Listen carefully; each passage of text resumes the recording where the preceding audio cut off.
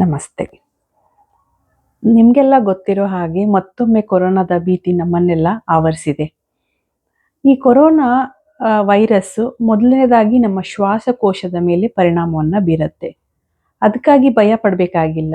ಕೆಲವೊಂದು ಪ್ರಾಣಾಯಾಮಗಳು ಮತ್ತು ಬ್ರೀತಿಂಗ್ ಪ್ಯಾಟರ್ನನ್ನು ಅನುಸರಿಸಿದರೆ ನಿಮ್ಮ ಶ್ವಾಸಕೋಶದ ಆರೋಗ್ಯವನ್ನು ಕಾಪಾಡಿಕೊಳ್ಬೋದು. ಅದು ಯಾವುವು ಅನ್ನೋದನ್ನು ತಿಳ್ಕೊಳ್ಳೋಣ ಬನ್ನಿ. ಮೊದಲನೆಯದಾಗಿ ಕಪಾಲಭಾತಿ. ಇದೊಂದು ನಮ್ಮ ಪುರಾತನ ಯೋಗಶಾಸ್ತ್ರದಲ್ಲಿ ಇದನ್ನ ಕಪಾಲಭಾತಿ ಅಂದರೆ ಕ್ರಿಯಾ ಅಂತ ಹೇಳಲಾಗಿದೆ. ಅಂದರೆ ಅದು ನಮ್ಮ ಬಾಡಿಯನ್ನು ಕ್ಲೆನ್ಸ್ ಮಾಡುತ್ತೆ.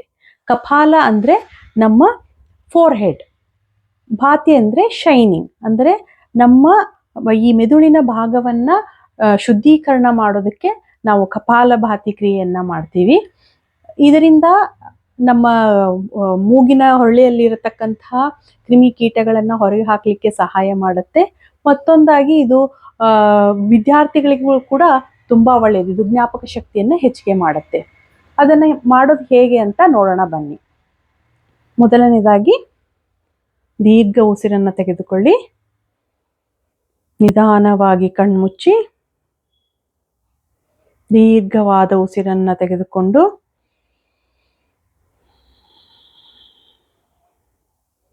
ನಿಧಾನವಾಗಿ ಉಸಿರನ್ನ ಮೇಲೇಳಿಸಿಕೊಳ್ಳುತ್ತಾ ಜೋರಾಗಿ ಉಸಿರನ್ನ ಬಿಡಬೇಕು.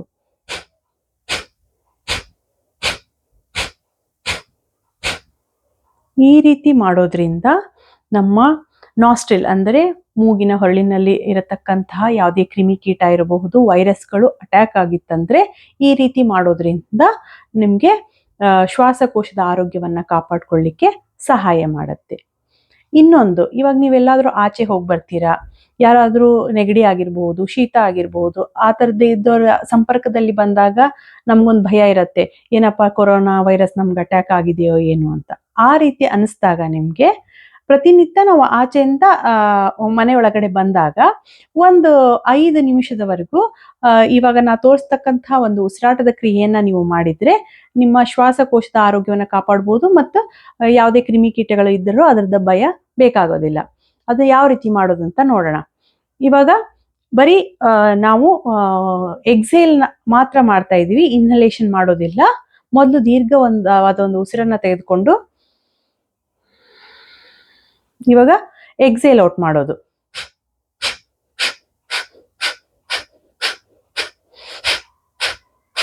ಫಾಸ್ಟ್ ಆಗಿ ಎಕ್ಸೇಲ್ ಔಟ್ ಮಾಡೋದು. ಇಲ್ಲಿ ನಾವು ನಮ್ಮ ಹೊಟ್ಟೆಯ ಭಾಗವನ್ನು ಯೂಸ್ ಮಾಡಲ್ಲ, ಹೊಟ್ಟೆ ಮಸಲ್ಸ್ ಅನ್ನ ಯೂಸ್ ಮಾಡಲ್ಲ. ಬರೀ ನಮ್ಮ ಮೂಗಿನ ಹೊರಳೆಯಿಂದ ನಾವು ವಾಯುವನ್ನ ಹೊರಗಡೆ ಹಾಕ್ತಾ ಇದ್ದೀವಿ.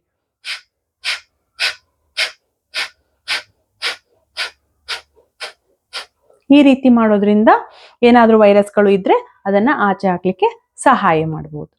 ಇನ್ನು ಮತ್ತೊಂದು ಒಳ್ಳೆಯ ಪ್ರಾಣಾಯಾಮ ಅಂದ್ರೆ ಅನುಲೋಮ್ ವಿಲೋಮ್ ಪ್ರಾಣಾಯಾಮ. ಇದು ನಮ್ಮ ಯೋಗಿಕ್ ಟೆಕ್ಸ್ಟ್ ಅಲ್ಲಿ ಕೂಡ ಹೇಳಲಾಗಿದೆ. ನಮ್ಮ ದೇಹದಲ್ಲಿರತಕ್ಕಂಥ ಯಾವುದಾದ್ರೂ ಒಂದು ವೈರಸ್ಸು ಅಥವಾ ಬ್ಯಾಕ್ಟೀರಿಯಾಗಳನ್ನ ಇದ್ರೆ ಅದನ್ನ ಕೊಲ್ಲಿಕ್ಕೆ ಸಹಾಯ ಮಾಡುತ್ತೆ, ಅದನ್ನ ನಾಶ ಮಾಡಲಿಕ್ಕೆ ಸಹಾಯ ಮಾಡುತ್ತೆ. ಅದನ್ನು ಮಾಡೋದು ಹೇಗೆ ಅಂತ ನೋಡೋಣ ಬನ್ನಿ. ಮೊದಲನೇದಾಗಿ ನೇರವಾಗಿ ಕುಳಿತುಕೊಂಡು ನಿಮ್ಮ ಎಡಭಾಗದಲ್ಲಿರತಕ್ಕಂಥ ಚಿನ್ಮುದ್ರೆಯನ್ನು ಮಾಡಿ, ಬಲಭಾಗದಲ್ಲಿ ನೀವು ನಾಸಿಕ ಮುದ್ರೆಯನ್ನ ಮಾಡಬೇಕಾಗತ್ತೆ. ನಿಮ್ಮ ತೋರ್ಬೆರಳು ಮತ್ತು ಮಧ್ಯದ ಬೆರಳನ್ನ ಮಡಚಿ ಹೆಬ್ಬೆರಳಿನಿಂದ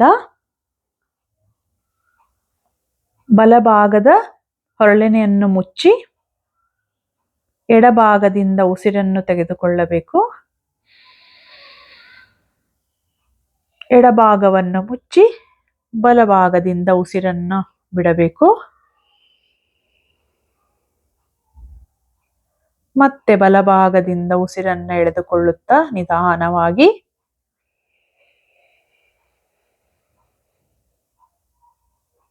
ಎಡಭಾಗದಿಂದ ಉಸಿರನ್ನು ನಿಧಾನವಾಗಿ ಬಿಡಬೇಕು.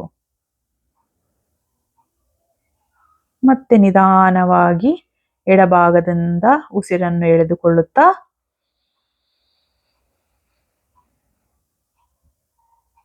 ನಿಧಾನವಾಗಿ ಬಲಭಾಗದಿಂದ ಉಸಿರನ್ನ ಬಿಡಬೇಕು. ಹೀಗೆ 5 ನಿಮಿಷ ಪ್ರತಿನಿತ್ಯ ಅಭ್ಯಾಸ ಮಾಡೋದ್ರಿಂದ ನಮ್ಮಲ್ಲಿರ್ತಕ್ಕಂಥ ವೈರಸ್ ಮತ್ತು ಬ್ಯಾಕ್ಟೀರಿಯಾಗಳನ್ನು ನಾಶ ಮಾಡಲಿಕ್ಕೆ ಸಹಾಯ ಮಾಡುತ್ತೆ.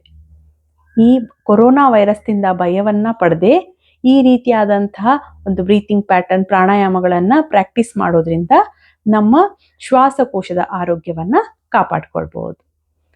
ಸರ್ವೇ ಸಂತು ನಿರಾಮಯ.